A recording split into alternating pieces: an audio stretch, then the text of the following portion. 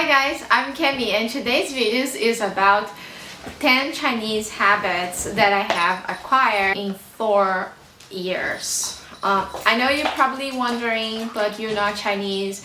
Actually, I am Brazilian and half Japanese. Well, my father is also Brazilian, but he's like Japanese descendant. But I came to China for my post-graduation studies, and here I met my husband who is Chinese.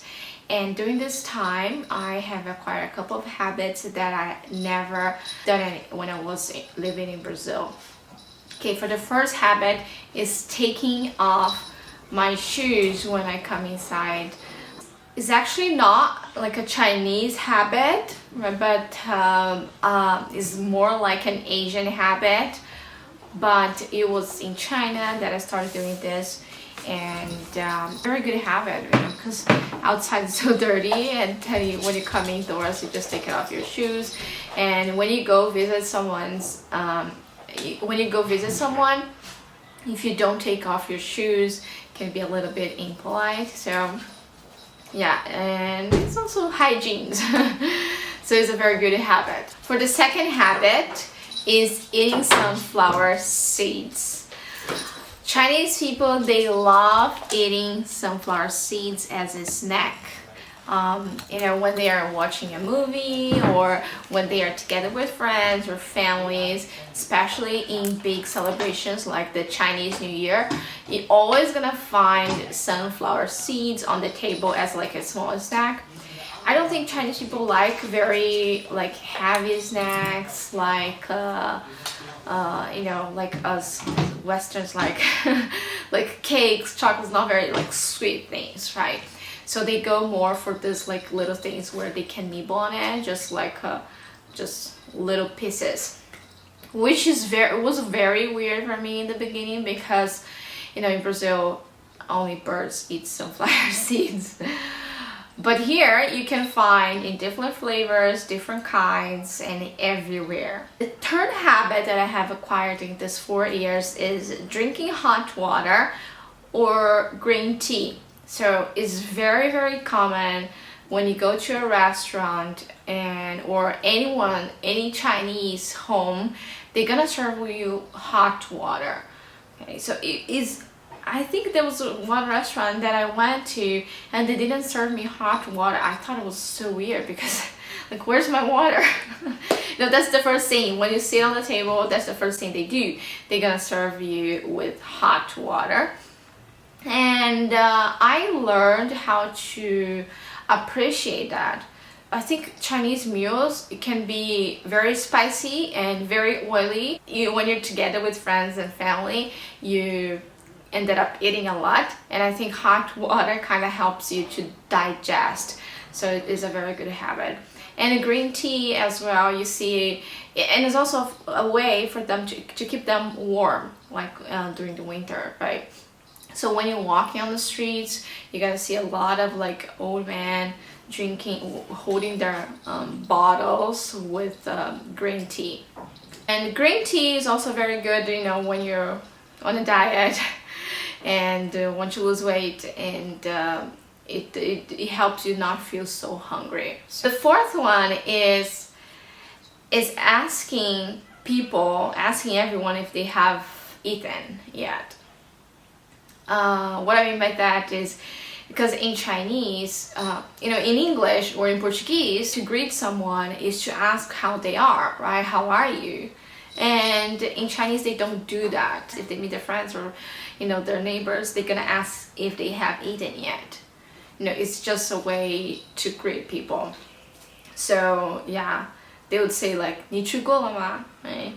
And sometimes I even find myself doing that in English or in Portuguese. When I video call my family, I ask them if they have had their meals, if they have had dinner yet or their lunch or whatever. It's part of the culture. The fourth habit is sharing meals. So you guys probably know that sharing meals is a very Chinese style of eating, right? I think it's because this comes from very historical events, right? When Chinese went through war, hunger and all this stuff. So they learn how to share their meals. So what they do is put like all the dishes on the table, and they don't like have individual plates, They put all the dishes, and each person has their own bowl and their own chopsticks, and they're just gonna grab a little, of each dish. There was even one time that I was traveling to Guatemala with my husband, and then we're hanging out with two friends, and in Western countries it's very common each person order their own dish, right? And those two friends, they ordered the same dish. So my husband was a little like, why would you order the same dish if you're gonna share? But in his mind we're gonna share, but in their mind it was just like individual plates. So it's a very Chinese mindset. Okay, for the habit number 6 is mobile payments. In China, people don't really deal with like cash. They use their phone for everything, right? They have those two apps, which is WeChat or Alipay, that they use to pay everything, even their bills, their home bills, like electricity bills, water bill, gas bill, everything. What you need to do is just to link all your cards to your Alipay account, and then you can just scan it, and then everywhere you go, you're gonna have your QR code, and then someone or people are gonna scan you to send you money. So it's actually the transactions of money between people is a lot. It's very frequent, like, because it's too easy. The other day I went to the 7-Eleven, and I didn't have, my phone just died. And the only bill I have with me was a 100 RMB bill. And then the woman, she was a little angry, I would say, because like, why you're not using your phone? Why you pay me with cash? Right? So she didn't have the change for me. Yeah, but eventually we figured it out. It's a very convenient way to get around China. Especially if you're traveling in China, it's better to get informed of how to use WeChat or Alipay, because it will make your life much more convenient. When I was in Brazil as well, I thought my phone was so useless in there, because I had to carry all the cards, like credit cards and debit cards, because that's the way they do payments in Brazil. And I was like, why I have to carry so many things? Now I have to carry my wallet. I never carry my wallet in China. So yeah, I really got used to mobile payments, yeah. And that leads to online purchases. In China, the way people buy things online is just insane.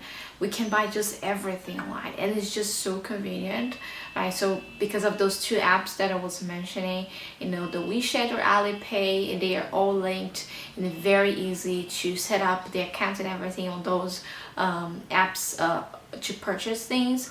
Like in China, we have those 3 apps that are very popular for online purchases, like Taobao, Jingdong, and Pinduoduo. Those 3 apps, you can find just everything in it, and different kind of manufacturers, and different kind of products, and it's just they make so convenient for people to buy that it becomes hard to say no. Even for me, the other day that I made that video about baking a cake, I bought that cake mold online, and it was like 10 p.m. or 11 p.m. I thought about making that video, and then I just went on my phone and purchased the cake mold, and the next day it was at my door. So it's just so convenient the way they do things, and that's, I think I understand why people buy things the way they buy it here. Habit number 8 that I have acquired in these years is caring more for my skin. Chinese women, they care a lot for their skin. They care sometimes, I think, in a level that is not very healthy. they spend lots of money on skincare products. You know, they have even they budget how much money they would spend in a month, and they do like those treatments, like monthly treatments. They go to those clinics, and here in China, you know, advertisements about skincare is just free. It's just people do the way they want. You know, they just advertise those things. I think if you was like in places like United States or Brazil, people would say that, oh, okay, you're just like messing up other people's head. They don't really need those, you know, fix up. They don't really need those things in their on their faces. Yeah, it's just here they to the people what they want. I think the habit of taking care of your skin is very good, right? So I've been using this product. I mean, I don't spend lots of money on it, but I've been using these products where it's specific for my skin, so my skin can be kind of oily. So I use like specific soap. Yeah, when I was in Brazil, I was just like, I don't know, maybe because I was younger. 4 years ago, I would not care much about my skin. Yeah. The habit number 9, eating out. So in China, it's very, very common for people eat outside. You know, just because the food here, the food industry, the way they cook food is just so cheap and so convenient, you know, and there's just so many people that they want to work, right? So the competition is a lot.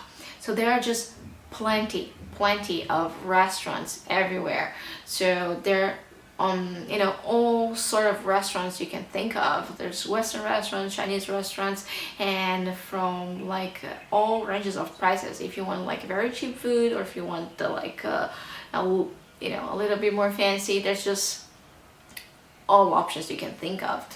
You know, even like ordering food, they just deliver your door, and it's just like so fast. So people don't really cook that much as people in Brazil. You know, people in Brazil, they cook a lot. And I remember when I was there, my mom would like make dinner like every single day. Here, it was just like, we probably make dinner twice a week. If we do. Yeah. So unless, you know, the family in China, they have like a maid, or they have their parents live with them, they would have other people to cook for them. Usually the younger generation, they don't really cook, they go out to eat. So number 10, which is, I think is very, very, I mean, it's not very Chinese, but I never done it. I think I did it once in Brazil, but I really didn't enjoy it, which is going to massages. Chinese people love massage, loves. And there are those places to get massage everywhere.